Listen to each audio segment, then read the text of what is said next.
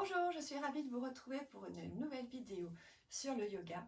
Alors aujourd'hui dans cette vidéo j'avais envie de vous expliquer et vous donner en fait mes conseils et mes astuces pour bien pratiquer le yoga. Il faut bien comprendre qu'il existe différents yogas en fait qui sont adaptés un peu pour chacun.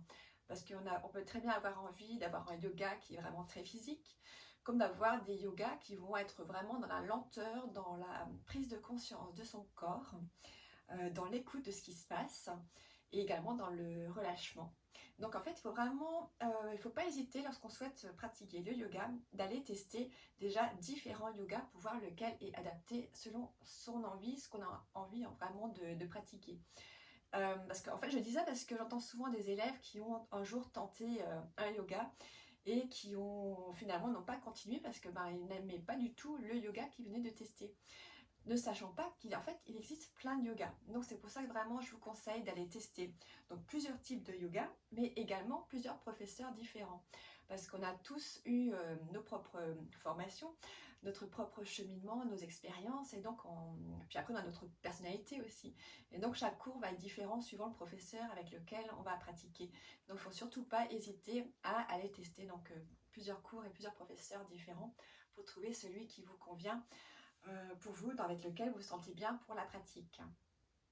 Ensuite, dans le yoga, il faut savoir est-ce que l'on souhaite faire du yoga pour être juste en forme, faire de temps en temps pour avoir une pratique sportive, ou est-ce qu'on souhaite vraiment travailler pour améliorer sa santé, donc physique et mentale, ou est-ce qu'on le fait pour plus tard devenir professeur. Donc ça aussi, ça va changer parce que souvent les cours de yoga, on va avoir un cours dans la semaine.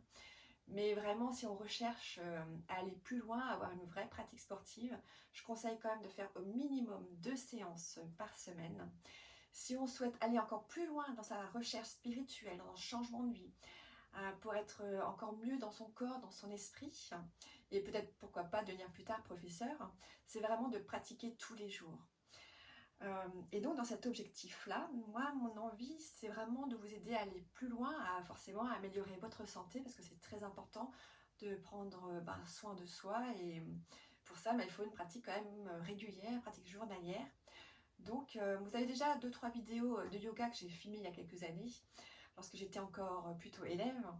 Là, j'ai vraiment envie de vous aider au jour le jour. Donc ça, vous l'avez par ma chaîne YouTube et ma page Instagram et Facebook. C'est vraiment de vous partager comment moi je mets ça en place, mais aussi d'avoir un programme de pratique sportive que vous pouvez mettre en pratique tous les jours. Parce que pour moi, là je vois par exemple, là j'ai eu beaucoup de travail avec mon livre Emma, donc ça fait à peu près 2 semaines que j'ai à peine pratiqué peut-être une demi-heure de yoga en 2 semaines. Et tout de suite, je le remarque dans mon corps, tout de suite j'ai des maux de tête, j'ai des douleurs dans les muscles. C'est vraiment, c'est beaucoup de tensions liées à tout le travail qu'il y a eu à faire pour mon livre Emma. Et donc il y a beaucoup de choses en fait qui se sont mises, et chez moi je remarque tout de suite quand je ne pratique pas tous les jours. J'ai très vite au bout de quelques jours des douleurs qui reviennent. Donc c'est pour ça que moi j'ai vraiment envie de vous apporter mon expérience et donc de vous proposer une vidéo que vous pouvez pratiquer rapidement. Donc sur ma chaîne YouTube, vous allez trouver des vidéos entre 15 et 20 minutes. Donc c'est des pratiques faciles à mettre en place dans votre quotidien tous les jours, que ce soit le matin, dans la journée ou le soir. Moi c'est vrai que j'aime beaucoup pratiquer tout de suite au réveil le matin pour vraiment bien commencer la journée, bien démarrer, bien on va dire huiler la machine. Mais après, il y a des yogas à faire pour le soir, pour mieux dormir, dans la journée aussi, si vous avez plus de temps. Donc, ma chaîne, vous aurez en fait une playlist spéciale yoga à pratiquer tous les jours suivant vos besoins, vos envies. Donc, moi, c'est vrai que je conseille donc, même si vous êtes débutant, de pratiquer tous les jours. Mais ça, c'est mon avis personnel. À vous de tester au fur et à mesure de votre pratique, de votre avancée et de ce que vous avez envie de faire. L'autre conseil lorsqu'on débute le yoga, c'est que souvent on se pose des questions sur le bon positionnement. C'est sûr que les vidéos que je vais mettre sur YouTube, je ne serai pas derrière pour vous aider à vous aligner correctement, à vérifier si vous faites bien les positions. Mais j'essaie quand même d'expliquer au mieux. Donc n'hésitez pas quand même à suivre à côté des cours avec un professeur particulier qui lui va vraiment vous positionner et vous aider pour être le mieux possible et ne pas faire d'erreurs dans les positions de yoga qui pourraient amener quand même des douleurs par la suite, parce que ça c'est quand même très important de ne pas faire des positions n'importe comment. Il faut vraiment prendre le temps de ressentir le positionnement, de bien s'aligner avant d'aller plus loin dans des pratiques où on va aller enchaîner les positions. Alors j'ai une vidéo spéciale sur le matériel pour le yin yoga, parce que c'est vrai que c'est un yoga où on a quand même besoin d'un minimum de matériel, mais ça l'est également avec le Iyengar ou le Vinyasa où il faut aussi avoir un certain matériel. Donc c'est vrai que c'est bien lorsqu'on a vraiment envie d'avancer dans le cheminement du yoga, c'est d'avoir un minimum de matériel. Pour ça, je vous invite à voir ma vidéo sur le sujet. Mais après, vous n'êtes pas obligé d'avoir du matériel dédié au yoga. Ça peut être très bien des coussins que vous allez empiler. Ça peut être un foulard que vous allez utiliser à la place de la sangle. En fait, on peut être très imaginatif lorsqu'on souhaite faire du yoga à la maison. Donc n'hésitez pas à regarder un peu ce que vous avez autour de vous, ce que vous pouvez utiliser comme matériel au lieu d'aller acheter du matériel neuf. Ou alors regardez peut-être dans la seconde main. Il existe également pas mal de sites seconde main comme Vinted. Moi, je suis également en train de voir pour créer mon compte Vinted pour vous proposer également du matériel également seconde main, ce que je n'utilise plus. Parce que c'est vrai que quand j'avais mon centre, j'avais beaucoup de matériel qui maintenant a tendance à stagner ici. Donc voilà, donc il y a pas mal de petites choses encore à voir. Moi, par exemple, ma tenue, je l'ai achetée en Thaïlande. Donc c'est un pantalon tout simple, c'est un sarouel. Pour moi, c'est ce qu'il y a vraiment de plus pratique parce que déjà, c'est serré au niveau de la cheville. Donc lorsqu'on fait des positions avec les jambes, par exemple, en l'air, ben, ça ne va pas nous retomber dessus. Donc pour moi, ça, c'est vraiment très important pour être bien à l'aise lorsqu'on pratique le yoga. C'est ample, c'est souple. Donc ça, c'est vraiment très pratique également pour la pratique du yoga. Après, ça n'empêche pas, si vous avez un jeans en stretch, de faire du yoga aussi en jeans. Ça m'arrive aussi des fois lorsque je suis en extérieur ou même des fois lorsque j'ai des rendez-vous et que j'ai pas le temps de me changer pour faire mon yoga, ben, je fais également des fois en jeans, un jogging. En fait, ce qu'il faut retenir, ce qui est important, c'est que ça sert à ce niveau-là, que ce soit souple et ample pour pouvoir bouger tranquillement sans être d'un coup arrêté dans la position parce que ben, le pantalon ne tient pas. Pour le haut, un pull, un t-shirt, ça n'a pas trop d'importance. L'important, c'est quand même d'être relativement souple. Moi, j'évite un peu les hauts qui sont, par exemple, trop ouverts, à moins que j'ai ma brassière. Donc, moi, j'ai en dessous une brassière de sport. Là, les brassières, c'est pareil, vous l'adaptez suivant vos besoins. Pas besoin de partir dans des brassières. En fait, ce qui est important, j'avais testé beaucoup des brassières, c'est que déjà, il faut retenir qu'au lavage, ça a tendance un peu à rétrécir. Certaines brassières, même si on a pris notre taille habituelle en soutien-gorge, en fait, là en brassière, ça a tendance à nous comprimer, à faire des douleurs. En fait, ici, au niveau où vous avez donc les fils, ça peut faire des douleurs lorsque vous les portez longtemps. Donc ça, c'est vraiment, moi je conseillerais de prendre une taille au-dessus pour vraiment avoir, en fait, pour ne pas être serré dedans. Parce que lorsqu'on porte trop longtemps, ça peut créer donc des douleurs dans les trapèzes, mais ça peut également créer des migraines. C'est pas en fait recommandé d'être trop serré dedans. Pareil, l'amplitude, ça dépend de vous. Moi, c'est vrai que j'ai pas trop envie qu'on voie ma poitrine si jamais je fais à l'extérieur. Donc, j'essaye quand même de prendre avec une échancrure pas trop ouverte. Mais ça, c'est pareil, chacune l'adapte suivant ses besoins, sa poitrine et tout. Donc, à vous de voir. Alors, moi, je n'utilise pas de chaussettes, bien que mon mari m'en a acheté une chaussette spéciale anti-glisse avec les 5 orteils en fait dans les chaussettes. C'est utile en hiver s'il fait froid, effectivement, mais sinon je préfère être pieds nus parce que on ressent mieux, c'est plus stable pour se tenir également au sol.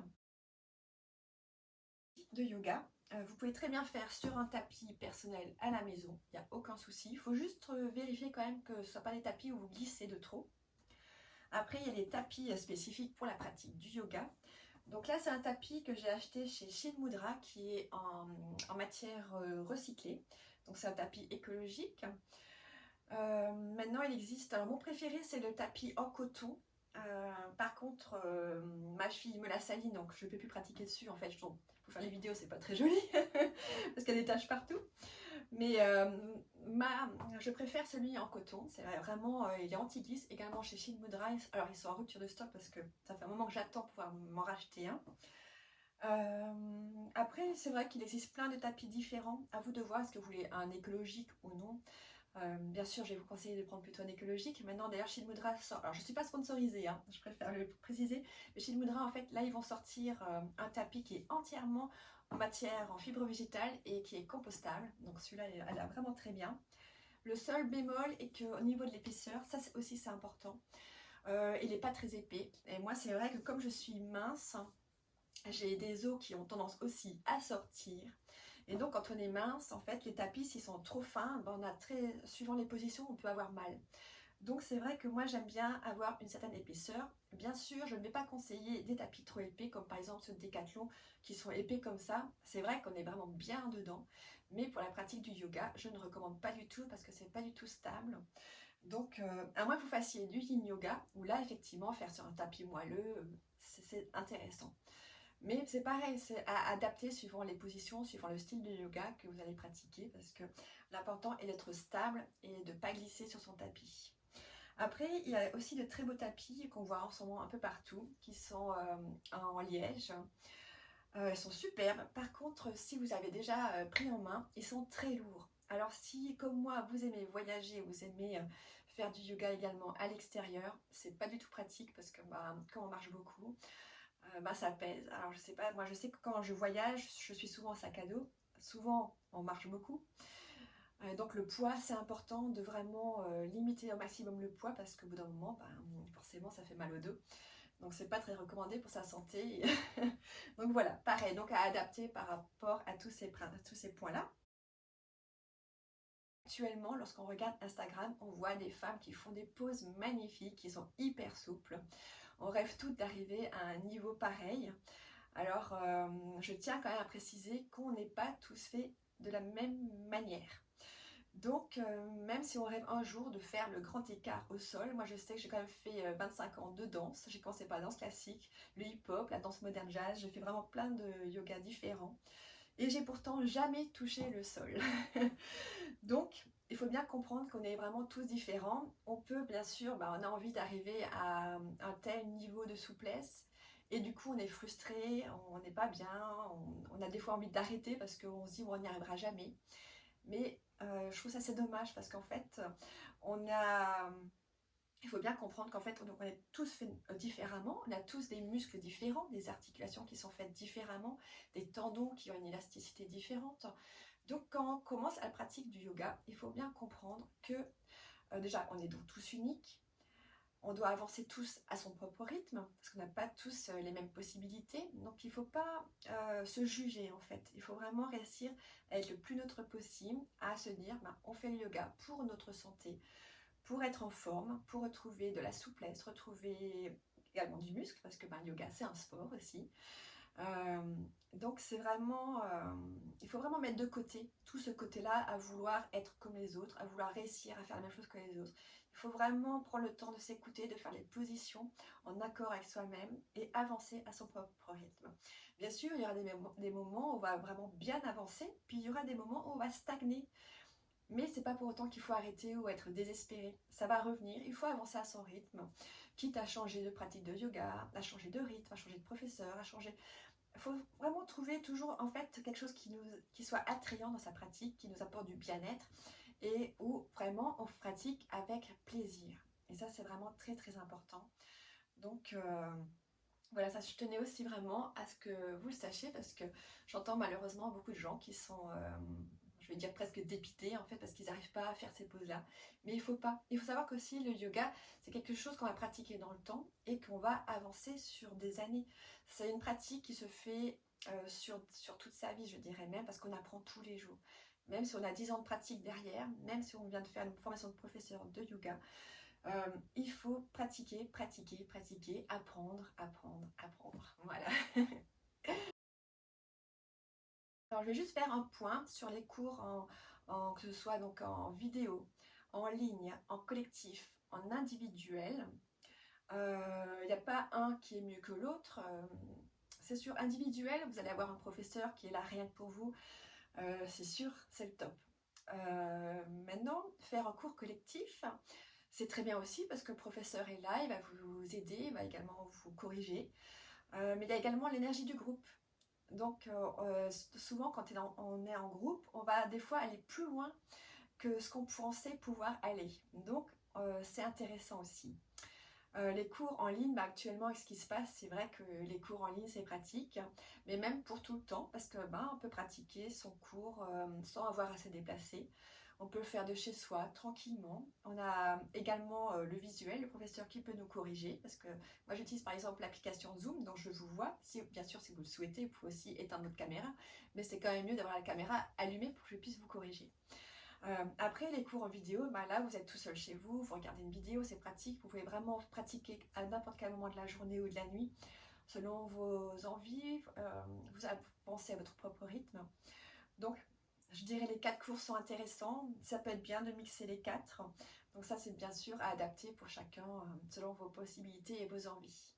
J'ai fait à peu près le tour de mes conseils, mes astuces pour pratiquer et débuter la pratique du yoga. Si vous avez des questions, n'hésitez pas à me les poser dans les commentaires, j'y répondrai le plus rapidement possible.